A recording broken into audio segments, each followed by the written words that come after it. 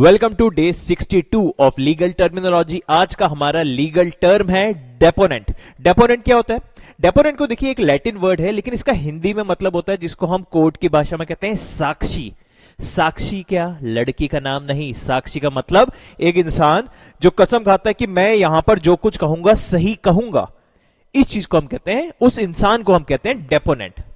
Okay तो इसका अगर हम लीगल मीनिंग देखें तो लीगल मीनिंग हुआ a person who gives a statement under oath. मतलब जो गीता या कुरान या बाइबल पे हाथ रखे जो भी स्टेटमेंट देता है कोर्ट में, हम मानते हैं ये स्टेटमेंट बिल्कुल सही है, तो उस इंसान को हम कहेंगे ही इज अ डेपोनेंट।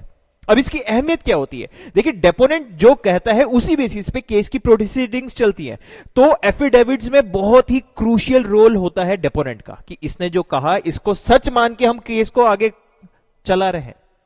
ठीक है, अब एक एग्जांपल देखते हैं। Student becomes deponent in affidavit for name change. अब एक स्टूडेंट है, उसके नाम की स्पेलिंग गलत है या उसको अपना नाम चेंज करवाना है, तो वो एक एफिडेविट बनाएगा। एफिडेविट का मतलब क्या होता है? एक डॉक्यूमेंट जिसपे जो कुछ लिखा गया है वो मेरे अकॉर्डिंग सब कुछ सत्य है।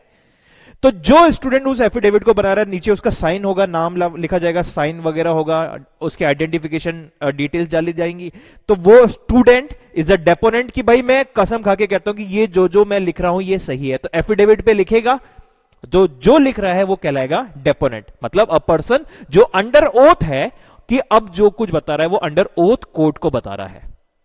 ठीक है, उसको हम कहते हैं डेपोनेंट।